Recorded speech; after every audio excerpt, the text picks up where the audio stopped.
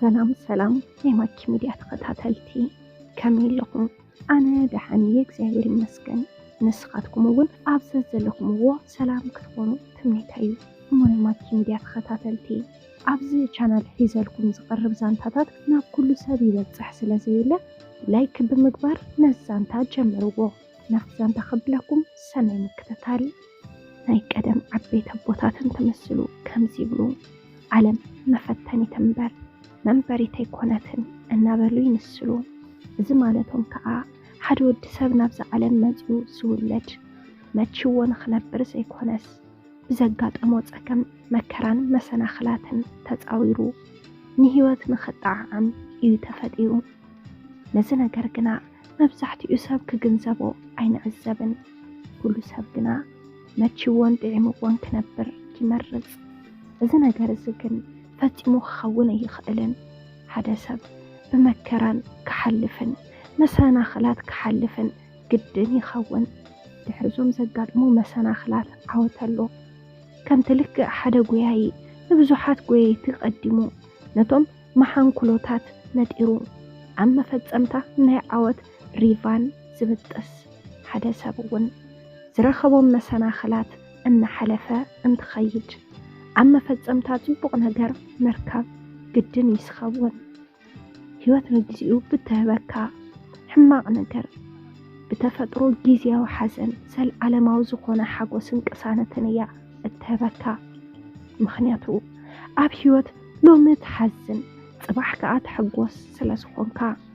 ነዚ ነገር እዚ ብዝበለፀ ትኩረት ክገብረሉ ዝገበሩኒ ኣዕሩኽተዮም ኣዕሩኽተይ ዝሓለፍዎን ትርኢ እዚ ኣብ ላዕሊ ዝገለጽክዎ ኩሉ ሓቂ ምዃኑ የረጋግፀለይ። መሓዙተይ ኣብ ህይወቶም ብዙሕ ነገር እዮም ኣሕሊፎም።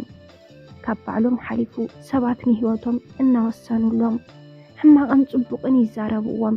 ንሶም ከዓ መልሶም ሓደ ነበረ። እስከ ዝበፅሖምን ዘጋጠሞምን እሞ ክነግረኩም፣ ንስኹም ከዓ ብዛዕባ ትዕግስቲ ዝነበረኩም ኣረኣእያ ትውስኑ። እቲ ወዲ ሚክያስ ይዝበሃል። ኣነ ንሱን ዝተፋለጥና ኣብ ዩኒቨርሲቲ ነይሩ። ሚክያስ ብጣዕሚ ትሑት ሰብ እዩ። ምስ ማንም ሰብ ተባዒሱ ዘይፈልጥ ብትምህርቱ ብጣዕሚ ንፉዕ ዝኾነ ኩሉ እዩ ዝቐርቦን ዝፈቶን ነይሩ። ሚክያስ ግና ክበዝሕ እንከሎ ምስ ብዙሓት ሰባት ዘይቀራረብ ብሕታዊ ዝኾነ ሰብ እዩ ነይሩ። ወለዱ ኣብ ትሑት መነባብሮ ዝነብሩ ስለ ዝነበሩ ንሱ ከዓ ተማሂሩ ነዚ ትሑት መነባብሮኦም ንምቕያር እዩ ነይሩ ናይ መወዳእታ ሕልሙን ድሌቱን። ሚክያስ ንወለዱ ብሕታዊ ውላዶም እዩ። ኣቦኡ ነዲኡን ንኡ ምስ ወለዱ ካልእ ኣይደገሙን። ነዚ ከዓ ሚክያስ እቲ እንኮ ተስፍኦም ዝኾነ ተማሂሩ ክልውጦም ዝሓስብ ብመምሃራኑ ተፈታዊ ዝኾነ ሚክያስ ንዝወሃቦ ፈተናታት ብልዑል ውፅኢት እናምፀአ ብዙሕ ተስፋ ዝግበረሉ ተምሃራይ ነይሩ። መቸም ኣቦታትን ተመስሉ ሰብ ናብ ሰቡ ዝብእ ናብ ገረቡ እንዳበሉ እንድዮም ዝዛረቡ።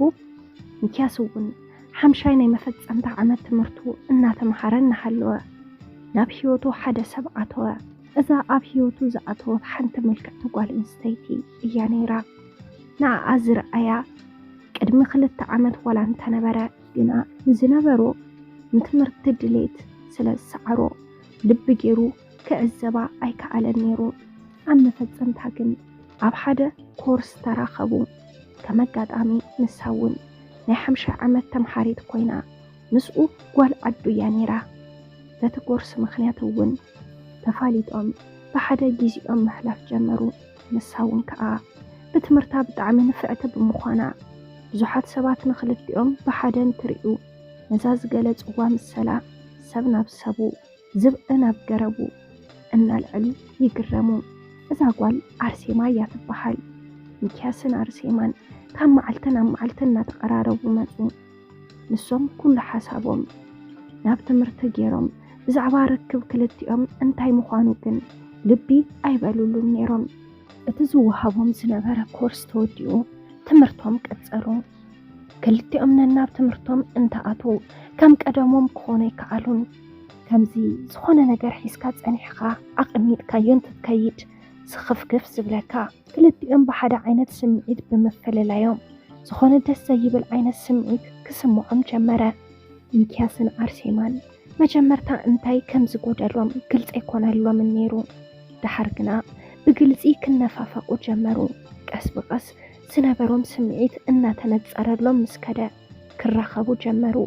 እንትራኸቡ እቲ ዝነበሮም ስምዒት ይጠፍእ እሞ ደስ ዝብል ዓይነት ስምዒት ይስምዖም።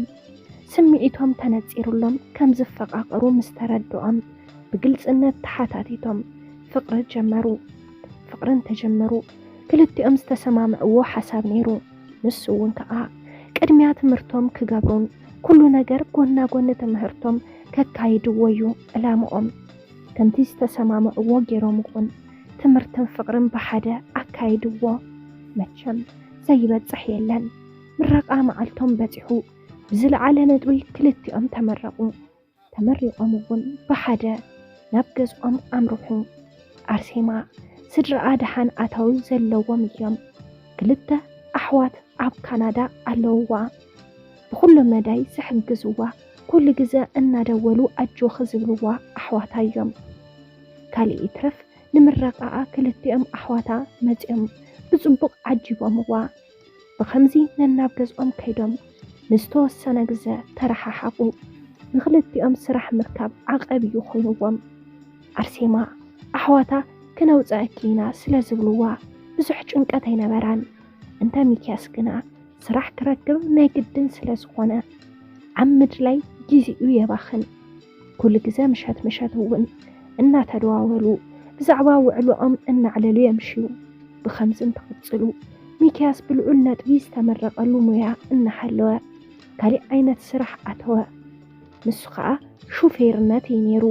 ገናሕ መኪና ኮይኑ ዝተረኸበ ስራሕ ምስራሕ ዝመረፀ ሚክያስ እውን ነዚ ናይ ገናሕ መኪና ስራሕ ናተይሉ ተተሓዞ ክሰርሕ ጀመረ።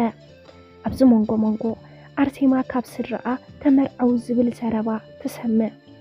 ነዚ ዝብልዋ ልቢ ከይሓበትሉ እንትትቅጽል እቲ ነገር ሓቂ እናኾነ መፂኡ ስድራኣ ንኽትምርኦ ክጉስጉስዋ ጀመሩ። ኣርሴማ እውን እትፈትዎን ተኽብሮ ፍቃሪ ከም ዘለዋ ነገረቶም። ወለዳ እውን ዝኾነ ይኹን ንኽትምርኦ ከም ዝደልዩን ነቲ ትብሎ ወዲ ንኽትምርኦ ፈቀዱላ። ነዚ ነገር ንሚክያስ ነገረቶ። ሚክያስ ግና መጀመርታ ናይ ወለዱ መነባብሮ ከም መሓይሽ ስለ ዝነበረ ዕላምኡ ኣይተቐበሎን ነይሩ። ድሓር ዝመጽእ ሳዕቤን ምስ ነገረቶ ግና ተስማዕምዐሞ። ቅልል ዝበለ ፕሮግራም ኣዳልዮም ቀለበት ኣሰሩ። ድሕሪ ቀለበት እውን ገዝኦም ፈልዮም ሓዳሮም ክገብሩ ጀመሩ።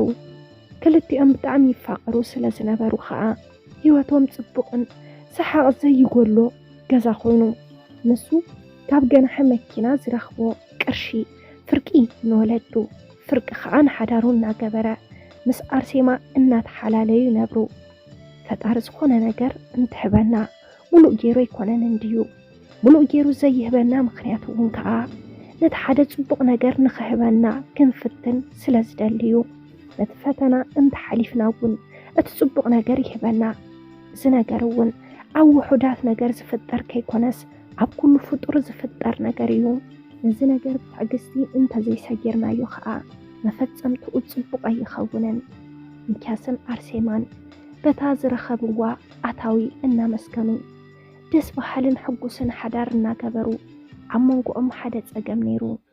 እቲ ጸገም ናይ መን ምዃኑ ይፍለጥን ግና ከዓ ንኽልቲኦም ጸላዊኦም ኮይኑ ሚክያስን ኣርሴማን ዓብዪ ዝኾነ ናይ ውላድ ሓረርታ ነይሩዎም። ሓረርትኦም ኩሉ ሰብ ዝምንዮ ዓይነት ሓረርታ እዩ፣ ሓረርታ ውላድ። ኣብ ዓለም ዝሓመቐ ነገር ከዓ ተስፋ እናገበርካ ተስፋ ዘይምርካብ እንድዩ። ንኽልቲኦም እውን ሓረርትኦም ክሰምረሎም ብዘይምኽኣሉ ቂር ይብሎም እዩ። ግና ከዓ ኩሉ ነገር ኣብ ውሽጦም ሒዞም ብተስፋ ይሞክሩ። ከምዚ ኢሎም 2 ዓመት ገበሩ። ውላድ ግን ከምዛ ጭሕሚ ሰበይቲ ሕሩም ኮይኑዎም። ሓንቲ ወላዲት ወዲ ወዳ ንደቂ ደቀን ክትርኢ ድሌት ስለ ዘለዋ ናይ ክልቲኦም ወለዲ ንክልቲኦም ክጭቅጭቅዎም ጀመሩ። ወለዶም እውን ብነናቶም መርገፂ እቲ ጸገም ካብ ስጉኦም እናርሐቁ ነቲ ሓደ የሳብብሉ። ንኣብነት ወለዲ ሚክያስ እቲ ፀገም ናይ ኣርሴማ ገይሮም ብምውሳድ ንኽፈትሓ ይነግርዎ። ናይ ኣርሴማ ወለዲ እውን ንሚክያስ በዓል ፀገም ገይሮም ብምውሳድ ንኽትፈትሖ ይነግርዋ። ክልቲኦም ግን ፍቕሪ ስለ ዝነበሮም ንወለዶም ብዘይ ምስማዕ ህይወቶም ይመርሑ። ምንም ምርመራ ከይገብሩ እውን ተሰማምዑ። ምክንያቱ እውን ተመርሚሮም እቲ ፀገም ናይ መን ምዃኑ እንተፈሊጦም ምርሕሓቕ ከይፍጠር ብዝብል ብሓደ ማጨሎት ይሕፀቡ። ግና ኣይሰመረሎምን። ብከምዚ እናነበሩ እናሃለዉ ኣብ መንጎ ሓደ ዓብዪ ሓደጋ ኣጋጠመ። እቲ ሓደጋ ዝኸፍአይ ነይሩ። ሚክያስ ዝሰርሖ ዝነበረ ገናሒ መኪና ብምንባሩ ሓደ መዓልቲ ንሰብ ገጭ ቀተለ። እቲ ዘጋጠመ ሓደጋ ንኩሎም ብጣዕሚ የደግፅዎም። ብቁልጡፍ ተኣሲሩ እውን ተተሓዘ። ኣብ ዝነበሮ ፀገም ዓብዪ ፀገም ተወሰኾ። ናብ ቤት ፍርዲ ኣትዩ እውን ከዓ 8 ዓመትን ናይ ገንዘብ ቅፅዓትን ተፈረዶ። ነዚ ፍርዲ እዚ ምስ ሰምዑ ክልቲኦም ዝነበዕዎ ንብዓት ፍሉይ ነይሩ። ብጣዕሚ ሓዘኑ። ኣርሴማ ብዘይ ሚክያስ ናብራ ብጣዕሚ ከበዳ። ሕድሕድ ምንቅስቃሳ ንኡ እናዘከረት ተፀገመት። መዓልቲ መዓልቲ ኣብ ንብዓት ተዋሒጣ ተሕልፎ። ሰብ ከፀናንዓ እንተፈተነ ዝገደደ ትነብዕ።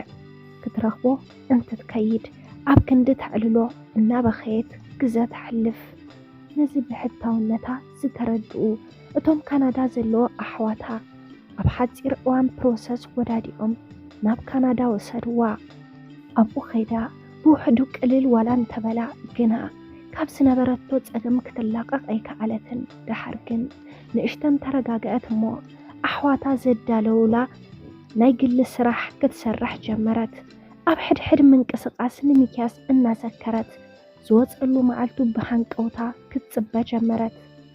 ግና ዝደለኻዮ ነገር ቀልጢፉ እንድዩ ዘይመፅእ። እተን ዓመታት እውን ብጣዕሚ ነዋሓ። ኣብ ዓዳ ንወለዳ ምግቢ ከብፅሑሉ ሓደራ ስለ ዝበለቶም ወለዳ ኩሉ ግዜ ምግቢ ይወስዱሉ እዮም። ወለዱ ካብኡ ተፀበይቲ ብምንባሮም ብጣዕሚ ስለ ዝፅጉሞም ዝነበረ ኣርሴማ ብገንዘብ ክትሕግዞም ጀመረት። መዓልቲ ንመዓልቲ እናተዳመሩ ንወርሒ ወሊዶም ወርሒ ምስ ወርሒ ተዳሚሮም ከዓ ንዓመት ተኪኦም ዓመት ንዓመት እናሕለፉ ሚክያስ ዝልቀቐሉ ግዜ ኣኸለ።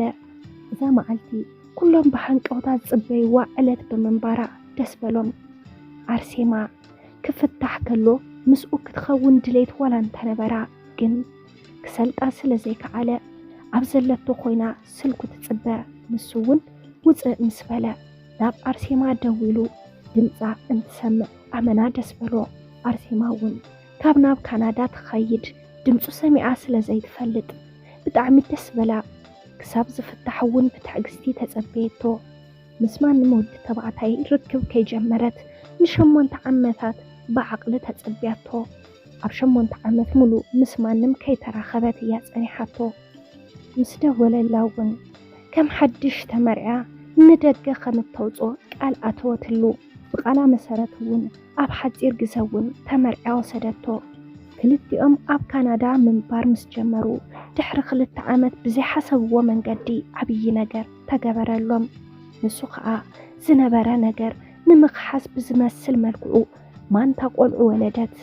ንውላድ ብዝነበሮም ሕርፋን ከዓ ብጣዕሚ ደስ በሎም። እስካ ኣሕዋት ካብዚ ዛንታ እንመሓሮ ኣብ ዝኾነ ይኹን ነገር ትዕግስቲ እንተሃልዩ ኩሉ ነገር ኣብ ግዚኡን ኣብ ሰዓቱን ከም ዝፍፀም ዘርኤና እዩ እሞ ካብዚ እንታይ ተማሂርኩም? እንተ ኣነ ትዕግስቲ ተማሂረ። ሰላም ሰላም ናይ ማልኪ ሚድያ ተኸታተልቲ፣ ንሎሚ ሒዘልኩም ቀሪበ ዝነበርኩ ዛንታ ነዚ ይመስል ነይሩ። ነዚ ዛንታ እንተ ደኣ ፈቲኹምዎ ላይክ፣ ሼር፣ ሳብስክራይብ ምግባር ኣይትሕመቁ። ብቐፃሊ ብኻሊእ ዛንታ ብኻሊእ መደብ ብኻሊእ ሓሳብ ክሳብ ንራኸብ ሰሰናዩ።